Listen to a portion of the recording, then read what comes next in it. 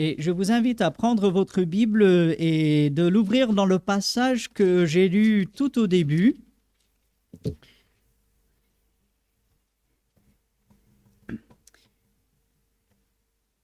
Ésaïe chapitre 40. Ésaïe chapitre 40. Ce sont les 11 premiers versets de ce chapitre qui vont nous intéresser ce matin. Et très rapidement, le livre d'Ésaïe, vraiment un livre formidable. Parfois, on l'appelle le 5e évangile. Alors, non pas le 5e élément pour ceux qui connaissent le film, mais le 5e évangile, parce qu'il y a Matthieu, Marc, Luc et Jean dans le Nouveau Testament. Et puis, Ésaïe nous annonce, avec d'autres livres bien sûr, mais Ésaïe annonce l'avenue du Messie, l'avenue de Jésus-Christ, parce que Jésus-Christ est le Messie. Et il y a tellement de prophéties dans Ésaïe, et voilà, on parle parfois de cela. Et il est long, donc 66 chapitres. Et nous avons parlé la semaine dernière, pour ceux qui étaient là, nous étions déjà dans Ésaïe la semaine dernière. Et le livre d'Ésaïe, on peut diviser en deux grandes parties, si on veut, du chapitre 1 jusqu'au chapitre 39. Ça, c'est une première partie. Et ensuite, du chapitre 40 jusqu'au chapitre 66. Et on voit que, chapitre 40, il y a un vrai changement.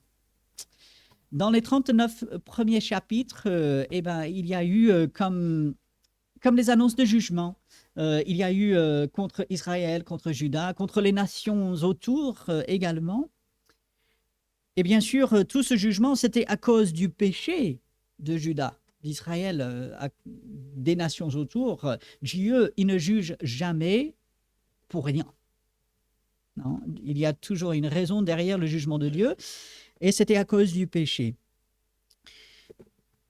Et au milieu de tout cela, nous arrivons au chapitre 40. Et ce chapitre qui commence avec ces deux mots qui sont répétés, bien sûr. Consoler. Consoler. On est à la fin de l'année. L'année 2023, il y a eu de bonnes choses. Vraiment, je vous encourage à vous souvenir des bonnes choses de l'année 2023. Il y en a eu. Et si vous n'arrivez pas à vous en souvenir, venez me voir après le culte, on discutera. Et je suis certain, je vous aiderai à trouver donc de bonnes choses de cette année. Mais l'année 2023, elle a été difficile, n'est-ce pas? Et même dans ces derniers jours, j'ai entendu plusieurs choses difficiles. Et nous apprenons tous des maladies, des décès, des changements de situation, des départs, des choses qui nous bouleversent parfois jusqu'au plus profond de nous. Et lorsque nous arrivons à ce chapitre, de voir que Dieu, il dit, non pas fais mieux, travaille plus dur, sois plus fort. Non, en fait, consolez. Consolez mon peuple, dit votre Dieu. La consolation de Dieu. Paul, il va parler aux Corinthiens de ce Dieu de toute consolation, qui nous console dans toutes nos afflictions. Peu importe ce par quoi nous passons, le Dieu de consolation est là. Et la toute première chose dans ce chapitre, c'est de nous remémorer, de nous dire que nous avons le droit de recevoir la consolation de Dieu. Parfois, nous passons par des choses difficiles et on a un peu cette pensée « Ah, je le mérite ». C'est presque comme une punition de la part de Dieu. « Ah, je traverse un moment difficile et voilà, en fait, presque je mérite ». Ce matin, sur la base de ce verset, j'aimerais dire que Dieu, il veut consoler. Et lorsqu'il y a la consolation, il faut la recevoir. Il faut dire « Oui, ça c'est pour moi ». Et sans nier les choses difficiles par lesquelles nous passons. Il y a des choses qui nous affectent. Comme j'ai dit, la maladie, quand on a mal, ça nous affecte. Ça joue sur le physique, ça joue aussi sur le mental. On n'est pas bien. Les décès, toutes les angoisses qui se passent dans ce monde, les conflits, les guerres, les mauvaises nouvelles que nous pouvons apprendre, tout cela nous affecte. Et c'est auprès de Dieu que nous pouvons trouver consolation, paix et repos. Et nous avons le droit de les réclamer et de les recevoir. La consolation, c'est pour nous, ce n'est pas simplement pour les autres. Ce n'était pas simplement pour le peuple juif. Cette consolation, elle est pour nous. Et ce matin, pour terminer l'année, et ça peut être pour nous tout au long de l'année qui vient, nous avons le droit de recevoir cette consolation. Alors, je vous lance le défi, recevez cette consolation. Quand vous pensez, ah, c'est trop beau, ah non, c'est pas pour moi. Non, dites-vous, c'est pour vous. Il y a cette phrase, c'est trop beau pour être vrai, n'est-ce pas? C'est trop beau. Souvent, les arnaques. Ah, si c'est trop beau, il faut se méfier, n'est-ce pas? Parce que ça ne peut pas être ça. C'est ma femme qui avait, je pense, on l'avait entendu quelque part, et elle avait dit ça, et je trouvais ça formidable. Avec Dieu, ce n'est jamais trop beau pour être vrai. C'est trop beau pour ne pas être vrai. Dieu, il est le Dieu de consolation. Et ici, à son peuple qui malheureusement l'avait rejeté, à son peuple qui était réfractaire, qui revenait toujours au même péché, à son peuple qui était dans le mal, Dieu dit à consoler et consoler mon peuple. Dieu ne dit pas consoler ceux-là. Vous savez cette expression un peu de mépris, celui-là, celle-là, celui-là, ceux-là. Non, consoler mon peuple, dit votre Dieu. Et les prophètes parfois vont jouer sur ces mots où on va dire mon peuple, pas mon peuple. Et malgré ses péchés, malgré tous ses torts, malgré sa désobéissance, ça reste quand même le peuple de Dieu. Dieu s'y attache et il veut consoler son peuple. Et au verset 2, parlez au cœur de Jérusalem et criez-lui. C'est pas juste chuchoter un peu dans un coin. Non, c'est crier, c'est annoncer à haute voix que sa servitude est finie, que son iniquité est expiée, qu'elle a reçu de la main de l'Éternel au double de tous ses péchés. Bien sûr, Dieu devait juger. Vous lisez le livre d'Ésaïe, vous lisez les prophètes, Dieu annonce le jugement effectivement est venu à cause du péché, mais Dieu est un Dieu non seulement de jugement, mais Dieu est un Dieu de consolation, Dieu est un Dieu de pardon, Dieu est un Dieu de restauration, Dieu est un Dieu qui relève, Dieu est un Dieu qui fait avancer. Et si Dieu fait cela avec son peuple d'Israël, nous qui sommes ses enfants, si nous sommes ses enfants par Jésus-Christ, eh bien, combien plus Dieu le fera-t-il pour nous?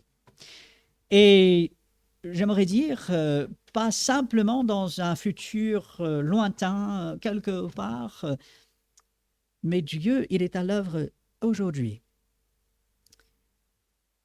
Dieu agit pour notre bien aujourd'hui. Et Dieu console aujourd'hui. Et puis dans les versets qui suivent, bien sûr, nous pensons à Jean-Baptiste, celui qui annonçait avant Jésus-Christ, donc sa venue. Ce verset 3, une voix crie. Ah, mais c'est qui cette voix? Nous savons que ça va être Jean, préparez au désert le chemin de l'Éternel, aplanissez dans les lieux arides une route pour notre Dieu. Et en méditant sur ce verset, avec cette idée de consolation qui est au verset 1er, j'ai été tellement encouragé, et j'aimerais que vous le soyez également, Dieu n'est pas simplement un Dieu dans le ciel qui dit ah, soyez consolés, consolés. En fait, Dieu, il vient jusqu'à nous. Nous le savons, on est encore dans cette époque de Noël. La semaine dernière, voilà, on a fêté cela, on est dans la joie. Mais Dieu vient jusqu'à nous. Emmanuel, Dieu avec nous. Dieu vient jusqu'à nous. Le chemin de l'Éternel, une route pour notre Dieu. Et lorsque nous pensons à cela, que Dieu soit venu, pas simplement pour l'humanité entière alors qu'il est venu, mais il est venu pour moi spécifiquement. Il est venu pour chacun d'entre nous. Dieu n'est pas simplement le Dieu des autres. Dieu n'est pas simplement le Dieu des gens spirituels. Dieu n'est pas simplement le Dieu de ceux qui ont la belle vie, qui font tout toujours bien. Parce qu'en fait, il n'y a personne comme ça. Dieu, il est venu pour moi. Parce qu'il a un plan pour moi. Parce qu'il a de bonnes choses en réserve. Parce qu'il me mène sur un chemin qui est à sa gloire, vers une fin que lui, il a préparée. Et Dieu ne fait pas d'erreur. Préparez au désert le chemin de l'Éternel, aplanissez dans les lieux arides une route pour notre Dieu. Dieu, il agit de manière inattendue par moments. Où est-ce que nous allons construire les routes? Souvent pas dans le désert, sauf si c'est en Arabie, parce que les déserts, ils en ont.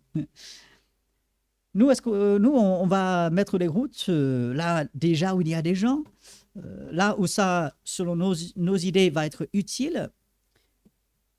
Mais un chemin dans le désert, à quoi bon? Une route dans les lieux arides, à quoi est-ce que cela va servir? Ça va servir à annoncer ce Dieu partout.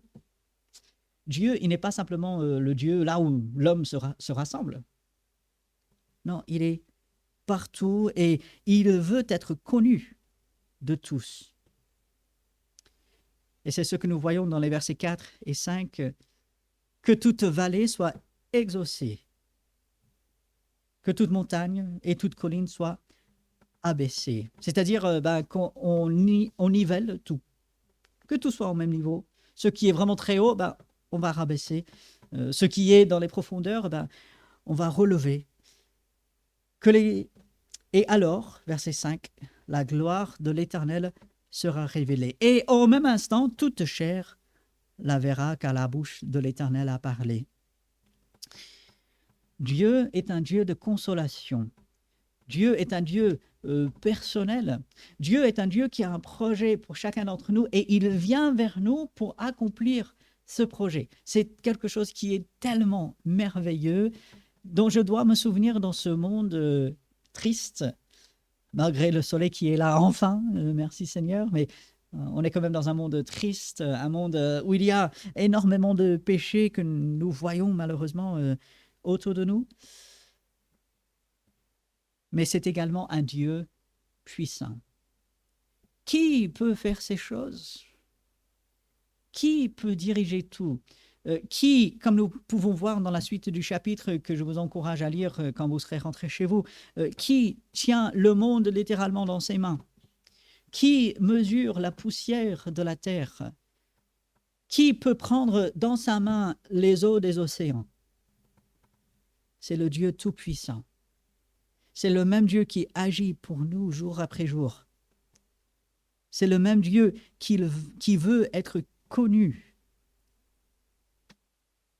C'est le même Dieu qui mérite qu'on le glorifie. C'est le même Dieu qui mérite qu'on parle de lui autour de nous. C'est le Dieu puissant qui fera toutes ces choses. Et bien sûr, il nous faut nous souvenir de notre place. Verset 6 crie. Qu'est-ce que je dois crier? Qu'est-ce que je dois dire? Toute chair est comme l'herbe, et tout son éclat comme la fleur des champs. Dernièrement, qu'est-ce que nous disons? Ah, déjà, la fin de l'année. Ah, l'année passe trop vite.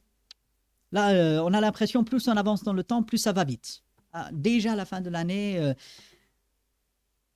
et nous voyons que même si on devait vivre 100 ans, 100 ans, c'est rien, finalement. Et même si on devait vivre 100 ans, on n'aurait pas notre santé de 20 ans à 100 ans, n'est-ce pas? On ne l'a même pas à 40 ans, cette santé de 20 ans. Donc, on voit, le temps y passe. Et effectivement, on est là un jour, on sera peut-être reparti le lendemain.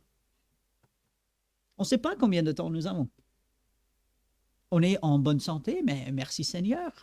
Mais tout peut nous arriver. On n'a pas la certitude de demain. Alors, je souhaite longue vie et santé à chacun. Okay? Je prie que le projet de Dieu pour vous, c'est que vous viviez longtemps et que vous soyez en bonne santé. Mais nous ne savons pas. Et ça peut aller très rapidement. Et ce verset 7, l'herbe sèche, la fleur tombe quand le vent de l'Éternel souffle dessus. Verset 8, l'herbe sèche, la fleur tombe. Oui, nous, on est limité, on est temporaire. Mais la parole de notre Dieu subsiste éternellement. Qu'est-ce qui sera là lorsque nous, on aura disparu? Qu'est-ce qui restera? Notre argent? Non, l'argent, il va à l'État. Hein. Même les successions, les héritages, l'État veut tout récupérer. Ce bâtiment, il a tenu déjà un bon moment, mais un jour, ce sont des pierres, ce sont des choses matérielles, ça disparaîtra. Qu'est-ce qui restera? C'est ce que Dieu, lui, il fait. Et qu'est-ce que nous devons transmettre? De quoi est-ce que nous devons nous parler les uns aux autres? Les choses de Dieu. Bien sûr, les choses de ce monde nous affectent et Dieu veut qu'on agisse avec sagesse et on doit agir comme Dieu le veut. Mais finalement, qu'est-ce qui va rester? C'est Dieu et sa parole. Qu'est-ce que nous devons transmettre à la génération future? Simplement de bonnes valeurs? Non. De bonnes valeurs, certes, mais nous devons leur transmettre la parole de Dieu. De quoi ce monde a-t-il besoin? Ce monde a besoin de la parole de Dieu. De quoi est-ce que moi j'ai besoin jour après jour, même en tant qu'enfant de Dieu? C'est la parole de Dieu. Lorsque je suis face à des difficultés, lorsque je ne sais pas quoi faire, lorsque je suis dans le doute, lorsque j'ai mal, lorsque je me dis j'en peux plus, lorsque je me dis ça ne s'arrêtera jamais, de quoi ai-je besoin? C'est la parole de Dieu. Parce que la parole de Dieu subsiste éternellement. Et bien sûr, Pierre, il va reprendre ce verset dans son épître. Il va écrire à des chrétiens persécutés, hein, des chrétiens qui avaient mal, qui souffraient pour leur foi, et il va leur dire, oui, les hommes, ils arrivent sur la scène, ils partent. Nous, notre vie, elle dure le temps qu'elle dure, mais la parole de Dieu est ce qui reste éternellement. Et ainsi, allons toujours et encore vers cette parole, parce que Dieu est un Dieu qui console, et sa consolation vient par sa parole. Dieu est un Dieu puissant, et ça, on le voit dans sa parole. Dieu est un Dieu avec un projet énorme et formidable pour chacun d'entre nous. Et où est-ce qu'on voit ça? C'est dans la parole. C'est vers cette parole que nous devons aller dès le début de l'année. Demain, on sera le 1er. C'est le moment idéal pour commencer un plan de lecture de la Bible. Alors, vous pouvez lire toute la Bible en un an. C'est quand même assez facile. Là, ça fait plusieurs années que moi, je le fais. Il y a plusieurs plans qui existent, plusieurs façons de faire. Si vous ne savez pas trop comment vous y prendre, venez me voir après le culte, on peut voir cela. Alors, vous pouvez lire toute la Bible en un an, vous pouvez lire une partie de la Bible. Il y a plusieurs façons de s'y prendre. Mais le premier, ben là, avec tous les engagements qu'on prend, on dit, voilà, je vais faire ceci ou cela, ben, la lecture de la parole de Dieu, jour après jour, et puis la méditation, bien sûr. Et une fois que on se plonge dans la parole de Dieu, on voit cette consolation. On dit, bah, cette consolation, c'est pour moi. Dieu, il veut me consoler. Et c'est pas simplement pour les autres, mais c'est vraiment pour moi. Et que Dieu me console et il me fait du bien. Et il a son projet et il est puissant. Et Dieu, il est tout ce qu'il est. La verset 9. Monte sur une haute montagne pour publier la bonne nouvelle. Élève avec force ta voix, Jérusalem, pour publier la bonne nouvelle. Élève ta voix, ne crains point. Lorsque nous sommes saisis du plan de Dieu, lorsque nous sommes saisis avec sa grandeur, lorsque nous voyons Dieu dans tout ce qu'il est, dans tout ce qu'il fait, lorsque nous nous souvenons que je suis arrivé au 31 décembre 2023 par la grâce de Dieu, qu'il m'a béni, qu'il est à l'œuvre encore dans le monde, malgré tout ce qui se passe, qu'il est le Dieu de la consolation, qu'il est le Dieu tout-puissant, qu'il est tout ce qu'il est, ben, je partage cela autour de moi. Je proclame cette bonne nouvelle. La bonne nouvelle, c'est quoi? C'est l'évangile. C'est que Dieu est là. Et pour nous, aujourd'hui, Dieu, il est là dans la personne de Jésus-Christ. Dans quelques semaines, nous allons reprendre nos efforts d'évangélisation. Vous allez voir ça dans le bulletin de janvier. Il y aura un dimanche après-midi, on va sortir, on va distribuer des traités, on va parler avec des gens. Ça, c'est formidable. Par contre, n'attendez pas ce dimanche-là pour parler, et je dirais n'attendons pas ce dimanche-là pour parler de notre foi. Parlons de Dieu, parlons de son projet de sauver quiconque croit en lui. Parlez de sa consolation. Vous savez, il y a des gens qui souffrent autour de nous. Oui, nous souffrons. On a chacun nos propres souffrances, elles sont plus ou moins intenses, mais il y a des gens qui souffrent autour de nous. Et ils n'ont pas besoin d'entendre tout simplement « Ah, tout ira bien ». Vous savez, ça ne veut rien dire. Même si nous savons que c'est vrai, avec Dieu, tout ira bien. Mais les gens autour de nous ont besoin d'entendre le message de Dieu. Et lorsque moi je suis saisi du message de Dieu, eh ben, j'ai le désir et j'ai la capacité de partager cela autour de moi. Élève ta voix, ne crains point. Dis aux villes de Juda, voici votre Dieu. Lorsque nous regardons le livre des Actes, après la descente du Saint-Esprit, qu'est-ce que les premiers chrétiens ils font? Ben, ils annoncent le salut en Jésus-Christ. Ils ont une assurance, une puissance même, c'est le Saint-Esprit, le même que nous possédons. Ils le prient quand même pour de l'assurance. Ils disent, donne à tes serviteurs d'annoncer avec assurance ce message. Et c'est ce qu'ils ont fait devant tous, devant des foules de gens normaux, devant des autorités, devant qui que ce soit, ils ont annoncé sans crainte. Et nous devons leur ressembler. Et ce passage, cette partie du chapitre termine avec ces deux derniers versets. Voici le Seigneur l'Éternel vient avec puissance. Un jour, Dieu en Jésus-Christ reviendra. Dieu n'a pas terminé son histoire, pas encore. Les choses continuent de se dérouler exactement comme lui, il a prévu depuis le début de l'histoire. Un jour, il vient. Le Seigneur, il a l'autorité, l'Éternel, celui qui est proche, le « je suis », vient avec puissance. Et de son bras, il commande, il a l'autorité et il a la puissance pour le mettre à exécution. Voici, le salaire est avec lui, les rétributions le précèdent. Il va récompenser ceux qui le servent et qui le suivent. Il va juger malheureusement ceux qui le rejettent. Et le verset 11 comme un berger, il paîtra son troupeau. Alors, cette image de berger était bien connue des gens de l'époque. Ésaïe va parler contre les faux bergers, les bergers en fait qui font du mal aux brebis, qui ne remplissent pas bien leur rôle. C'était les autorités à l'époque. Mais là, on a le berger par excellence, Jésus-Christ. Il paîtra son troupeau, il en prendra soin. Il leur donnera à manger, il leur donnera le repos.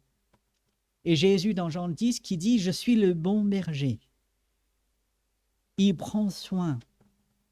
Il dirige près de ses eaux paisibles. On a le psaume 23 là, à côté. Jésus fait ça pour nous. Il nous fait reposer dans de verts pâturages. Il nous donne à manger exactement ce qu'il faut. Il restaure notre âme. Il paîtra son troupeau. Il prendra les agneaux dans ses bras. Quelle belle image. Les agneaux, peut-être ils n'en pouvaient plus. Peut-être trop fatigués, trop mal. Et Dieu n'est pas là derrière. Allez, allez, mais avance. Non, mais on a encore des kilomètres à faire, mais avance. Non. Il les prend dans ses bras. Il les portera dans son sein. Il conduira les brebis qui allaitent. Et j'aime bien se conduire. Ce n'est pas diriger, on n'a pas l'idée derrière, allez, avance, avance. Non, mais c'est, viens, je suis à côté de toi. Je t'emmène. Je suis avec toi.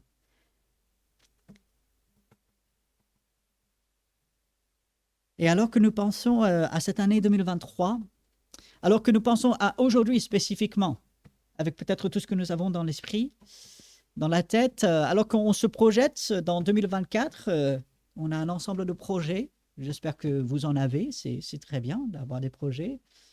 Les projets, l'homme les forme, Dieu les réalise bien sûr, mais c'est bien d'en avoir. Lorsque nous sommes peut-être envahis par tout le mal dans le monde autour de nous,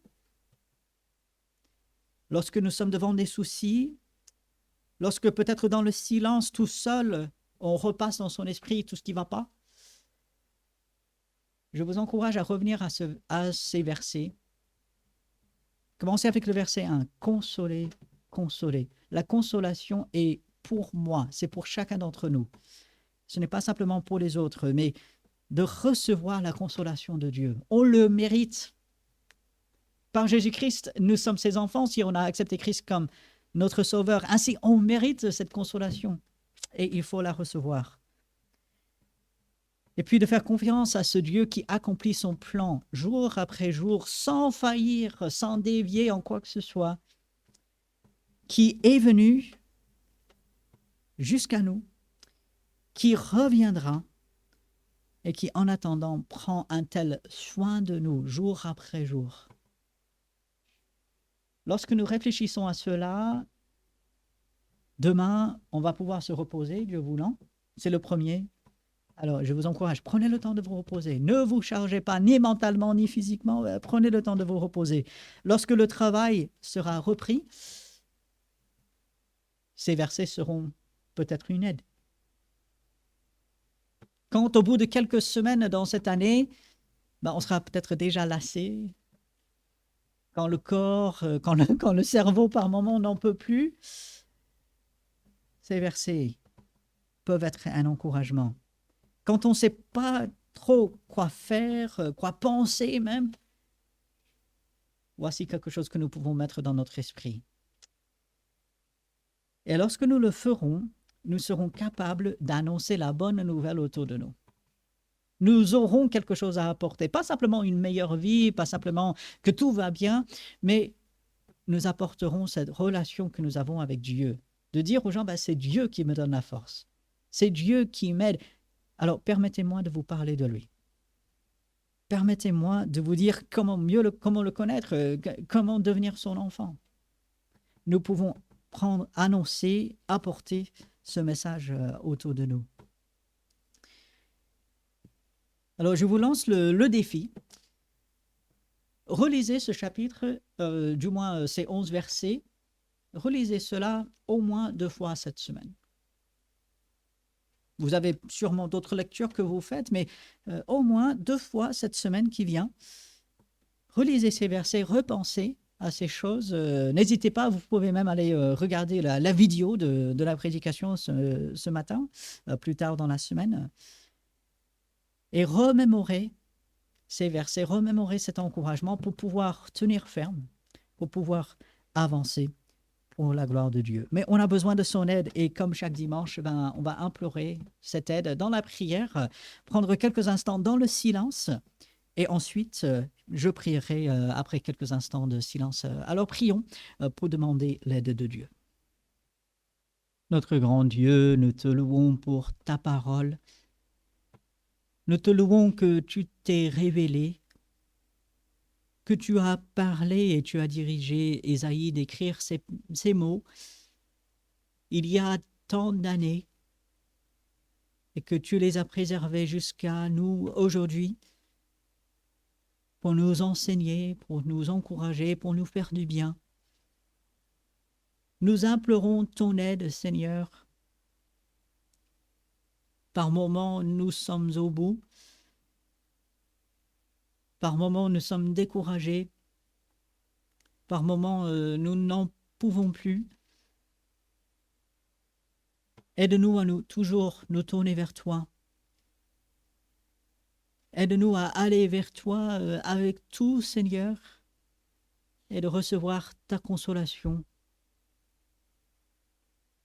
Relève-nous, aide-nous, encourage-nous, fortifie-nous, fais-nous du bien, Seigneur. Merci pour tout ce que tu as fait. Nous pouvons penser à cette année passée et voir ta bonne main qui a été sur nous, tes bénédictions, tes encouragements. Merci, Seigneur, pour cela. Et pour aujourd'hui, nous implorons ton aide. Aide-nous, Seigneur, pour aujourd'hui et pour les jours à venir. En ton nom. Amen. Voilà, je vous laisse avec ces quelques versets dans Nombre chapitre 6. Que l'Éternel te bénisse, chacun individuellement, qu'il te garde, que l'Éternel fasse luire sa face sur toi et qu'il t'accorde sa grâce, que l'Éternel tourne sa face vers toi et qu'il te donne la paix. Alors, pour la dernière fois cette année, que le Seigneur vous bénisse. Allez avec cette paix de Dieu. Saluez-vous les uns les autres.